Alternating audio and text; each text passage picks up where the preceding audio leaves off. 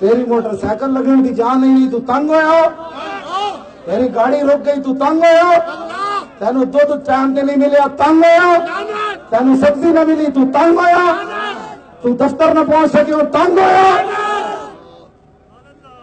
تجھے ختم نبوت کا پتہ ہی نہیں۔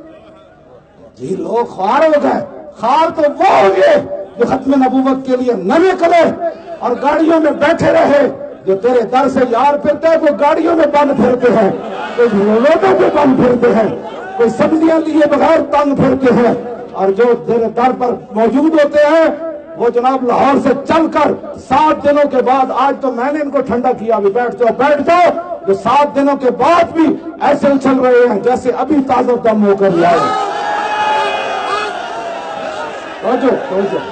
جھوٹ فریب میڈیا کے اوپر بیٹھ کر تبصرے کرتے ہو، یہود و نصارہ کے ایجنٹوں بکے ہوئے، ہر بات میں لوگ خوار ہو گئے۔ میں نے کہا اچھا ہے، جو ختم نبوت کی جسے پرواہ نہ ہو اسے خوار ہونا چاہیے۔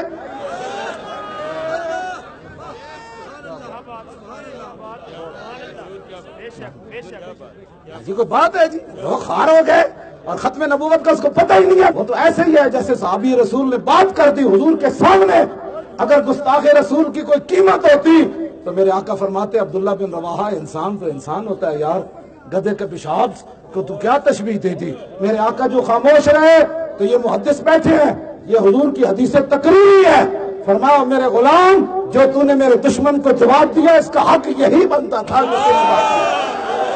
ہاں جی کیوں جناب؟ ہاں جی ہاں جی یہ حدیث تقریری ہے،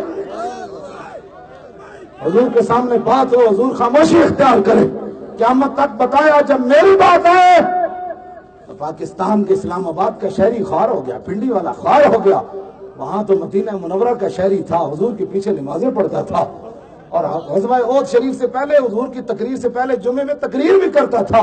میرے آقا فرماتے تھے ایک وقت آئے گا تجھے پتہ چل جائے گا تیری منافقت کا۔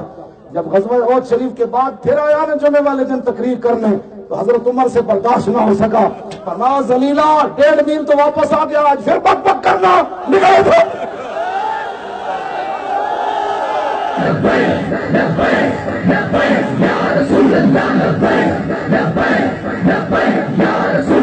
ترجمان نبی ہم زبان نبی، حضرت عمر فرمایا اس دن نس گیا 1.5 میل تو پھر تقریر کرنا، ترجمان نبی جان شان عدالت پہ لاکھوں سلام، فارق حق و باطل امام الہدا، تیرے مسلول شدت پہ لاکھوں سلام۔ اس لیے ہمیں کوئی اسلام نہ پڑھائے، جن کو کل واللہ نہیں آتی وہ ہمیں بتائیں گے اسلام کیا ہے۔ میں ابھی بہت ساری چیزیں میں نے چھپا کر رکھی ہوئی ہیں، آہستہ آہستہ بیان کروں گا۔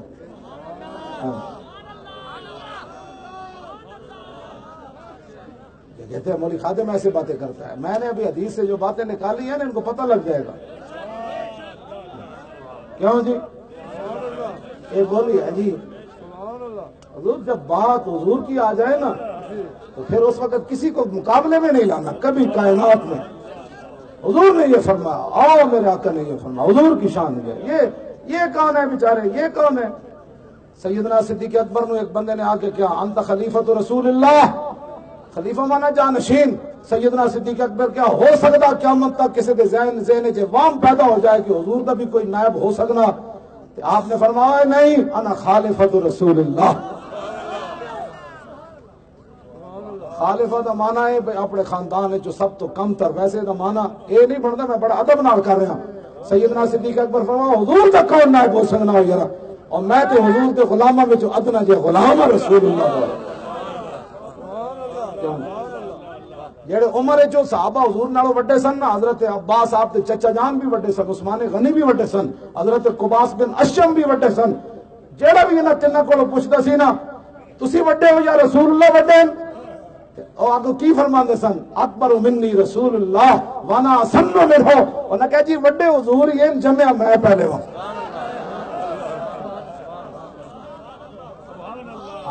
اے فرمایا اکبر دی نسبت کسی اور طرف کوئی نہ لے جائے.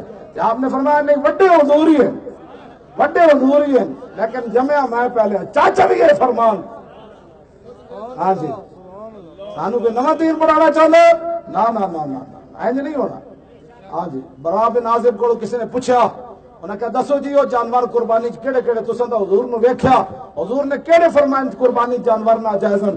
آپ نے فرمایا اے جڑے میرے ہاتھ ہیں نا حضور دے ہاتھ نالوں چھوٹے ہیں، اے میری انگلیاں حضور دی انگلیاں نالوں چھوٹیاں. حضور نے تے انج کیتا سی، لیکن میں اگر انج کراں تو برابری رسول ہو جائے گی. صحابہ تے انج بھی نہ کیتا ادب دے رسول نال. تسی سمجھیے بہ کے جی کلیریکل غلطی ہو گئی، لیاؤ اس کلرک نو باہر.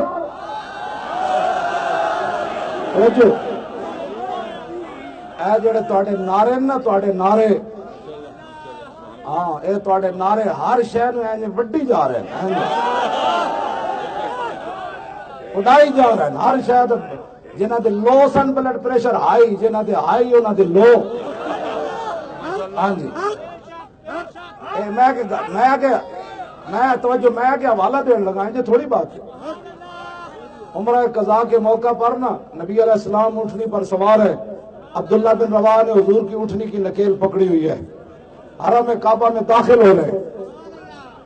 حضرت عبداللہ بن رواحہ ویکھیا کہ وہ پچھلے سال جڑے کھڑے سن نا حضور نے عمرہ نہیں کرن دیتا. اے جڑے بیٹھے نا اسمبلیاں وچ اے چاہندے ہیں عبداللہ بن رواحہ نو چاہیے سی تھوڑا تھوڑا راہ دے دے ساڈے نبی تشریف لا رہے. چونکہ ہم نے کلمہ پڑھا ہے، تو چونکہ آپ بھی بڑے اچھے انسان ہیں جنہاں حضور نے روکیا پچھلے سال، تو لہذا چونکہ تھوڑا سا راہ دے دے، اللہ کا گھر ہے. تو چونکہ عبداللہ بن رواحہ ویکھیا نا تو فرمایا خلوا بن الکفار عن سبیلی اليوم نضربکم ولا تنزیلی ضربا یزیل الحام عن مکیلی ویزل الخلیل عن خلیلی. ہٹ جاؤ کافر کے پتر حضور آ رہے ہیں، ہٹ جاؤ. یا رسول اللہ لبیک لبیک لبیک یا رسول اللہ لبیک لبیک لبیک یا رسول اللہ لبیک لبیک لبیک یا رسول اللہ لبیک لبیک لبیک یا رسول اللہ لبیک لبیک لبیک یا رسول اللہ لبیک لبیک لبیک یا رسول اللہ لبیک لبیک لبیک یا رسول اللہ. ختم نبوت جب حضور کی ناموس کی بات ہو تو مسئلہ ایسے ہوتا ہے. ہاں سردی بشاری کی کرنے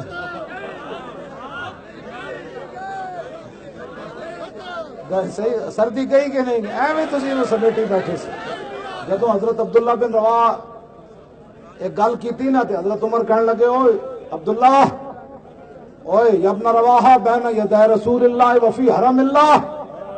اور فرمایا عبداللہ بن رواحہ حضور رحمت للعالمین سواری تے سوارن اللہ دا گھر سامنے ڈاڈیاں گلاں کرنا. اے مطلب نہیں سی حضرت عمر کوئی نرم گوشہ رکھ دے سن. آپ نے فرمایا آج رسول اللہ دی مور لگ جائے کہ جدوں قیامت تک حضور دے غلام حضور دی عزت تے گل کرن لگن تے کوئی تانا نہ دے، ہاتھ ہولا رکھو جی. حضرت عمر آج چاندے سنے مور لگے. جدوں حضرت عمر ایک گل کی تھی نا تو میرے آقا نے فرمایا خلی عن عمر، فرمایا اے عمر عبداللہ بن رواحہ کا راستہ چھوڑ دے.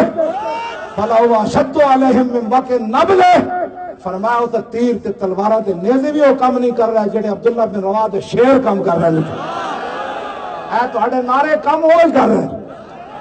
ہاں جی سمجھ آئی نا گل؟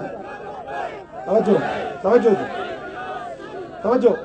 لوگ کہتے گڑے پھاڑنے کا کیا مطلب ہے؟ میں کہا ہمارے آقا و مولا پہلے فرما گیا کیا مطلب ہے. اسی ہن تیرے کو پوچھنا ہے جی نعرہ اچھا لانا ہے کہ نیواں لانا ہے؟ شور تکبیر سے تھر تھراتی زمین، جنبش جیش نصرت پہ لاکھوں سلام. ہاں صحابہ جنہ جنگل جو بھی گزرے تھر تھرا میں سن محمد عربی دے غلام تھے. اج ویکھے ہاں لبیک یا رسول اللہ لبیک